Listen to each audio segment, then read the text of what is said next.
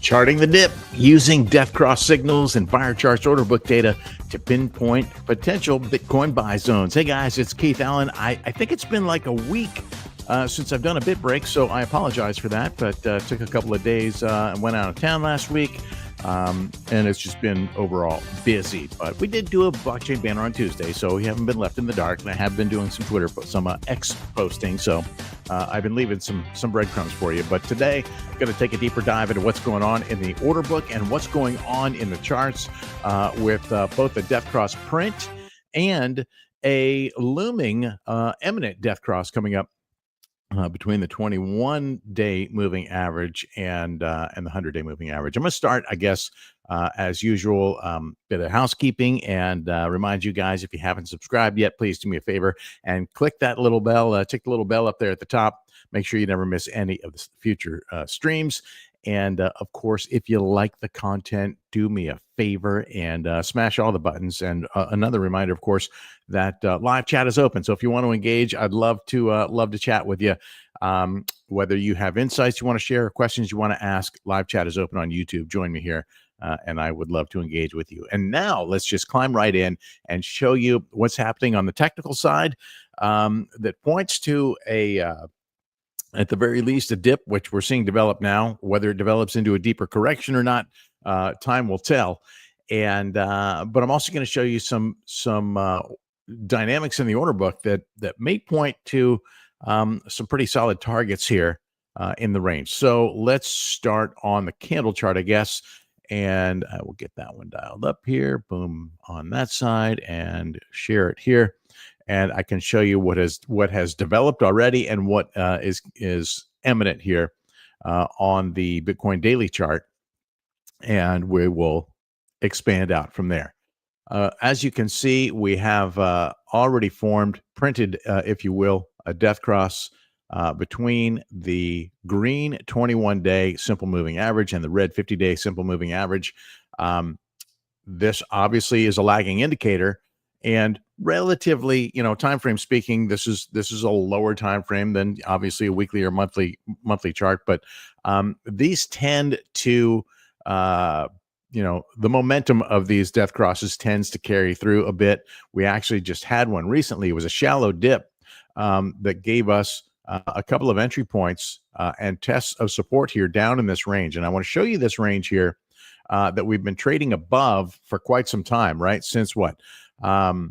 We had the election day Trump pump that took us up here, set a floor at the 86.5 range, and really the top side of that was around 91.5, and we've retested support here at the top of this range almost a dozen times by now, and so. Potentially we could be going right back here, potentially lower. Obviously, you can't rule anything out here in this game, but as you can see, price is degrading a bit as we speak here. And not only do we have this death cross between the green 21 and the red 50, but we also have one eminent between the 21 and the blue 100-day moving average. Now, this doesn't look nearly, yes, there's a dip coming. We can see it developing now, but it may not be as bad as it seems. So I don't want you to panic here. Maybe to give you a little peace of mind, we'll zoom out to the weekly chart, the weekly time frame, and you can see that these are far from crossing, and the trend is well intact here. Right here's the trend line. We have the red 50-week moving average. Somewhat closely correlated with the trend line. It has dipped a bit here on this dip. And what we want to see is it come up higher than the trend line. We also see the 21-week moving average pulling into this range here that I just showed you on the daily time frame. So that's something to be mindful of, as those could potentially come into play here if this turns into a deeper dip or a deeper correction, I should say. So in terms of what my, just from a technical standpoint, what the obvious targets are here is a retest of support here at this 91.5 level. We wicked through it a couple times, so somewhere in this range. And quite frankly, anywhere in this range, even if it went down to the lower end of it, I'd be quite happy, and I would consider this area here to be um, a potential buy zone. So let's even label it that, right? Um, this is going to be, it was my RS flip zone. Now we're going to call it a buy zone. And I think that this is really, a range that has tested several times. It's tried and true, at least thus far. If we wicked below it, it wouldn't bother me. And I would even say that I would probably hold on to entries even if we went down a bit further. Um, so there aren't going to be, in my opinion, probably too many opportunities here to buy below this. Now, if we do see things break down, then obviously the purple 200-day moving average could come into play. Now, I want to see what happens in between here. If we move into the weekly time frame, we again see this green 21-day moving average. This would really be the sweet spot, in my opinion. It would basically mean a wick coming through that 91 level, and that sits now just below. It's at 89 and change. This would all be fine for me, and I would again consider this a solid buy zone. I wouldn't really have concern of a breakdown unless we went past, say, the 50-day moving average, because that brings the 2021 top into play. And if we lose that, then we're dealing with a different set of circumstances. So I'm happy buying all the way down into this range, quite frankly. Now, here's where it gets interesting to me. We have some, a lot of this sell pressure has been absorbed pretty well here. And if we move over to Firecharts and take a look at the order book, we can see that we do have some support here in the near range at 95K, and at least a temporary bounce happening here. But I'm not convinced of this. Yes, we see, there was a pump that pushed price up, and now a dump. By the way, TradFi markets are closed today, so this is an extension of weekend whale games, in my opinion, at least here in the U.S. And so if we zoom out a little bit, we can see that we actually have some secondary support below this. Let's do like so. All the way down to the 90K range, which is obviously where that support level is on that prior channel that I showed you. But you can see we have about 26 million. May not sound like a lot to you, but this is a level of liquidity that does really signify significant support here. In the order book, you can see secondary support down at 92, with some other rungs of a ladder below it, right? So now we talk about that 91 range, right? You have another 17.5 million at 90K. What's that? 16 million at 92K. So this level is actually a little bit stronger. So somewhere in this range would be where that existing RS flip level is, right around that 91.5K range. So I could conceivably see eroding through this. Maybe it doesn't happen today. Maybe it does. Maybe it doesn't.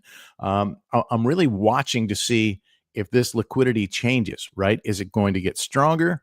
Is it going to get weaker? Is there going to be a rug pull? Is it going to get filled? Let's look to see what happens here. Now, I could see a situation where price comes down to this level, and then these brown whales could unload into that because there's enough liquidity there to keep from too much slippage. So be mindful of that. And at that point, I'd look for entries anywhere in this range, right? I'm going to be looking to see when buying returns with volume to make those entries. And there has been a little bit of smoke and mirrors happening amongst the order classes. As you can see, a divergence between that smallest order class, orange or yellow, depending on your color, your color blindness. They've been kind of diverging from the group here lately. And keep in mind that whales can disguise themselves as any other order class, right?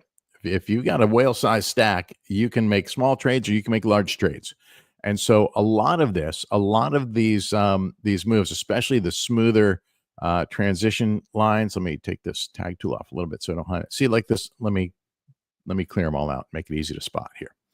A lot of these smoother lines, like this angle here, this steep angle of ascent here, this one here, these appear to me to be moments of TWAP, TWAP bots running. Here it is again, and it may be doing the same thing, in these ranges, kind of steady.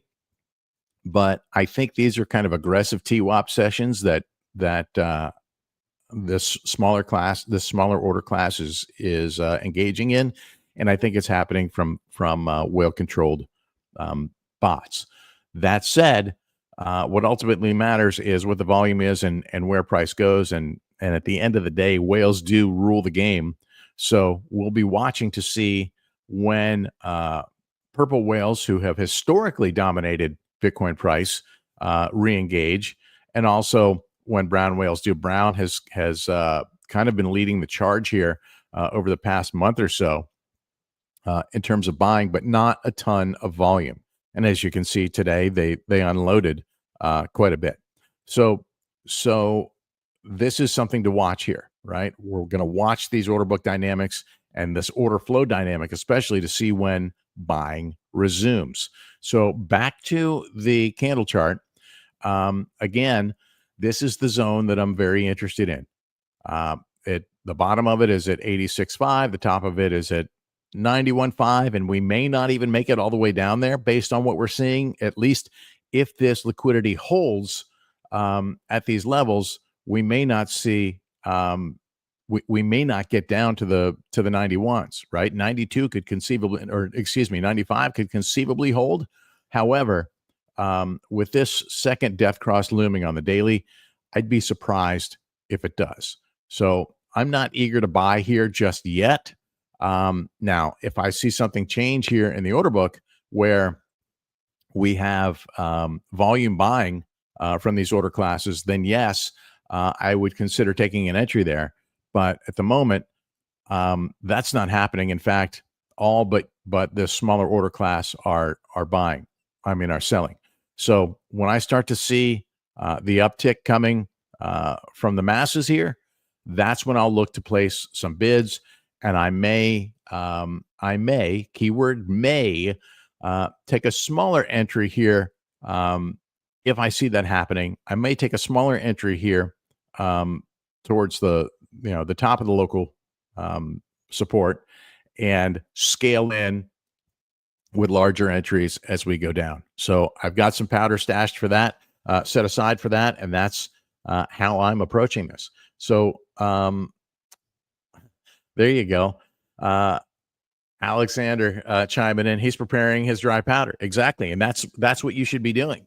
And you should also be looking for entries relative to, if you're going to trade alts, it's a good time to look for those entries if you haven't already, because as we see Bitcoin declining, lately, there's been a lot of talk of like what's happening with alt season. Will we get an alt season? Did we already have an alt season? I did an analysis on this a while ago, and I wasn't really going to dive into that today, but I'm always curious when I see price degrading.